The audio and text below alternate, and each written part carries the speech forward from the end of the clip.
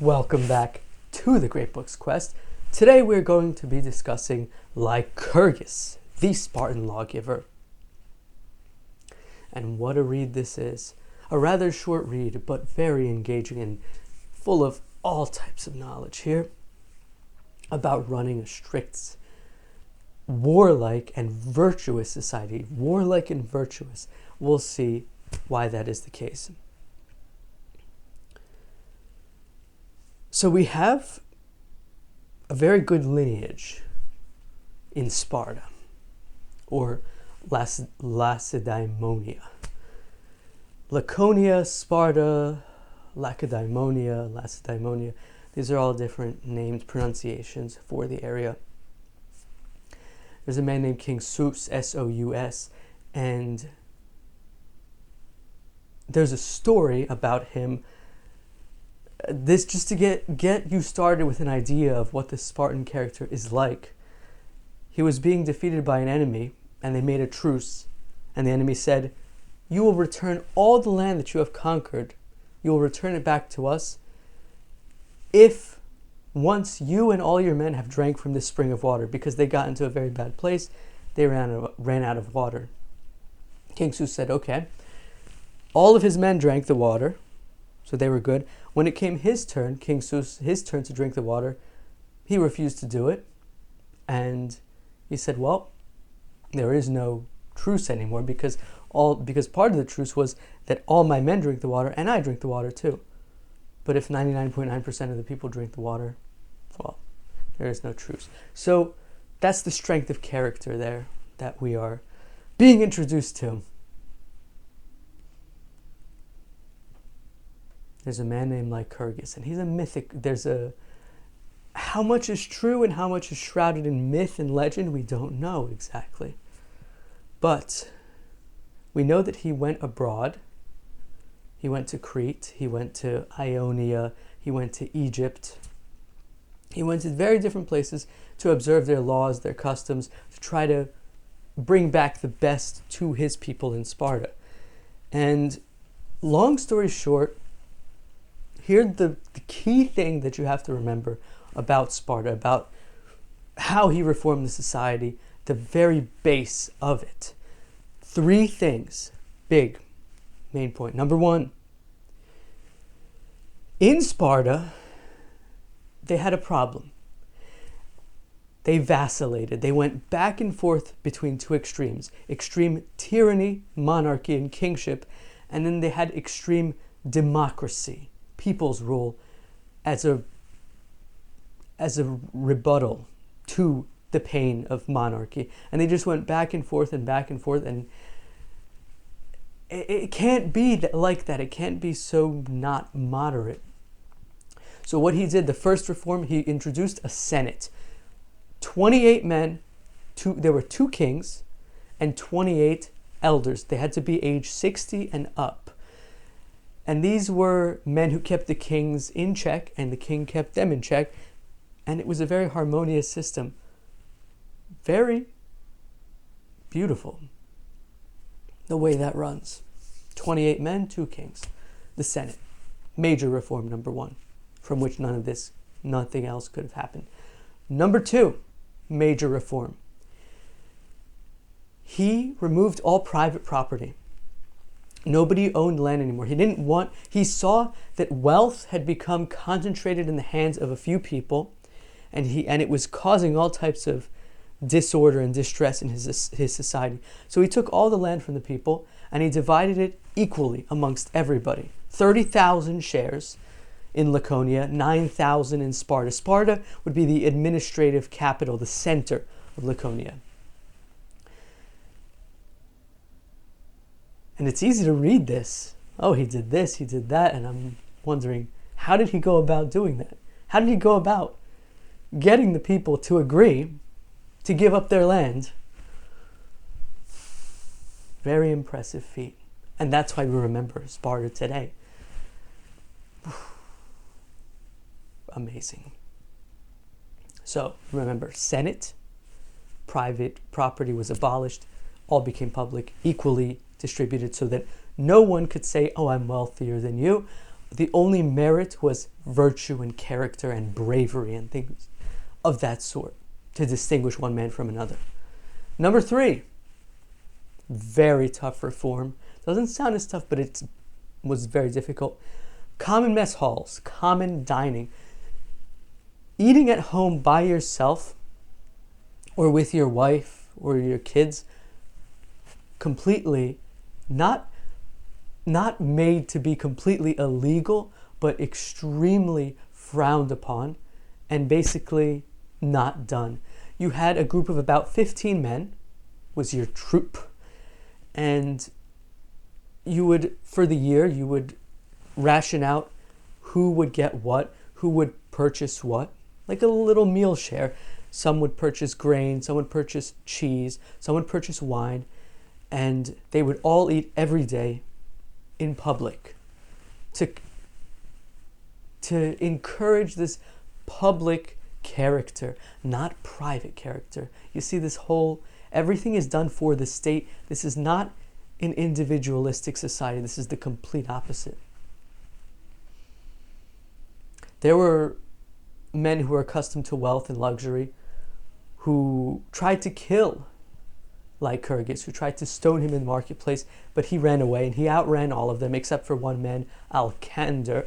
And it is said that Alcander poked his eye out with a staff. And after this happened, Lycurgus showed himself to the citizens, and they felt ashamed about what they did. And he gave Alcander into the hands of Lycurgus, said, "Punish this youth, do whatever you need to do to him." So what did Lycurgus do? Well, he took this man who poked his eye out into his home and made him his servant. And basically this man, Alcander, went from being his most fierce opponent, and he observed living with Lycurgus his what is written indefatigable industry, his industrious work ethic, his gentleness, his mildness of temper, and basically Alcander became Lycurgus's biggest fan. So that's the kind of man that we're dealing with here, Lycurgus, the Spartan lawgiver. He did not write down any of the laws. It was all oral, it was all word of mouth. And it was to be kept on the hearts of the citizens, not necessarily in writing. And it allowed for flexibility too. The fact that it wasn't written down, it allowed for flexibility for future generations to adjust what needed to be adjusted. But one of the keys, and another reason why this is genius on some level that I can't even describe, he needed to eliminate luxuries from the state. He wanted to abolish commerce. How do you abolish commerce? Can you go to the people and say, hey, no more trading? No, what he did was brilliant. He confiscated all the silver and gold and said, you know what? No more silver, no more gold, that's banned, but you can do an iron.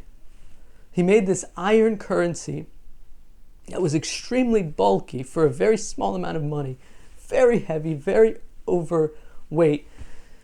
When it was in the heating process, it was doused with vinegar so that you couldn't work it that well. In other words, as inconvenient as possible. And so no foreigners came in to trade with them because they didn't want this iron currency. You're rich, what do you have, a closet? It takes up your entire house for a very small amount of money. This isn't PayPal or digital space where numbers just exist as numbers in a computer. This is iron. Absolutely brilliant. And so all the elements, the foreign elements, the merchants, the foreign merchants didn't want to come to Lacedaemonia. They didn't want to. They didn't want that currency. They didn't bring any of their luxuries. And so Spartans became very self-sufficient. They became very skilled craftsmen at making things like tables and chairs in particular, because that is what was essential. They didn't do a lot of the luxuries. So those three reforms, the Senate, division of public property, and common dining, that was the basis for creating this warlike society. What else created this warlike society? We, of course, know that we have that famous story of how infants would be tested when they were born. They would be bathed in wine instead of water, because if you bathe your infant in wine, the idea is if they're epileptic or of a weak nature, they won't be able to handle a wine bath.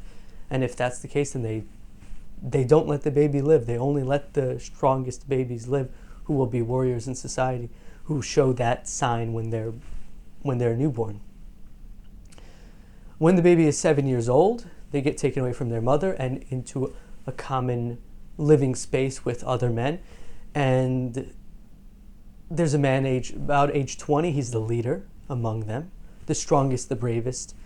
There are elders who start quarrels, who start picking fights with all the different men in that common hall to test their energy, to test their character, to test who is going to be courageous, who's going to be cowardly, who's going to do this, who's going to do that, so they can really just know their character. They're encouraged to be very sharp, laconic in speech. That's where the word laconia, laconic in speech, short and stingy. The speech stings. For example, you have a man coming up. They have very incredible laconic insults. A man comes up to a Spartan and says, "Who is the best man in Sparta?" And he replies, "The man who is least like you." There are all types of different insults and different sayings. Which city, they were arguing, should we build a fortification, a wall around the city? And the Spartan says, the best city is the one who is fortified by a wall of men, not of brick. And there are all types of different quotes here in Lycurgus' life, Plutarch's Life of Lycurgus. Excellent stuff.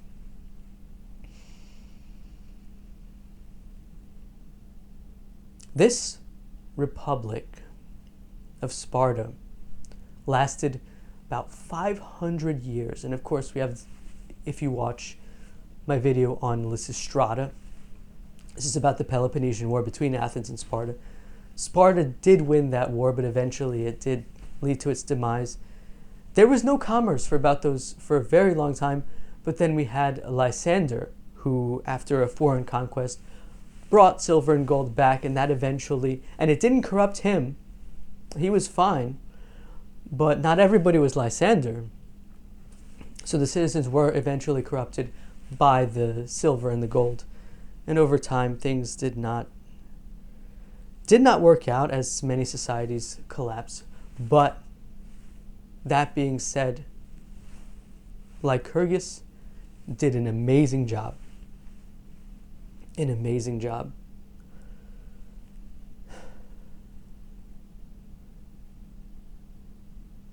One thing I didn't mention is the marriages. Or in general, how women were seen in this society. And women were encouraged to, a big thing for women was physical exercise. They were not encouraged to be dainty or things like that. They were encouraged to be extremely physically strong and athletic, the men and the women. To this end, he marched them around. He had naked processions, naked festivals, not lascivious, but modest. He did it in a specific way that encouraged modesty, interestingly enough, despite the nakedness. Now, important point, marriage was very much encouraged. As a matter of fact, if you were a single man after a certain point, you would get marched around naked in the winter time when it's freezing around the marketplace, and you'd have to sing songs, shaming yourself in public if you're not married. When you do get married, you don't see your wife that often at all. You find secret ways to visit your wife, to have encounters, and that keeps the passion alive, because it doesn't allow for the constant presence of each other, and you get the passion can fade away that way. So that that whole thing that you live with in a common hall with other men. You don't see your wife often. You only see her occasionally, sometimes in the dark. And the houses, lights were prohibited in the houses. There was no light. Why? So that men could get accustomed to marching in the dark. When they went on marches and they had the flutes playing this music that struck terror into the hearts of the enemies. You don't expect to hear, do you expect to hear a flute on a battlefield? So this had the paradoxical effect of creating even more terror. And the Spartans, that music just gave them this fearless, vigorous, brave energy to fight. The main point of the society is to create men who can endure pain. That is what the point was. The strongest men, the most capable of warfare. Excellent work, I would say, that Lycurgus did for what he had to do, for creating this state that was completely devoid of luxuries and getting people accustomed to that kind of manner. What a historical experiment. This is real. We look back at this and we think of this as ancient history, but it's not. And it's hard to comprehend that in this day and age, that all of these things that happen are actually real. And we're not going to comprehend that until it happens to us, really. We're not going back to Sparta, obviously. But there are so many lessons that can be learned. Sparta has imbued our culture in such a powerful way. We have so many movies, we have so many events that borrow the name of Sparta. Because this is what happens when you just purely focus on virtue. When you eliminate luxuries.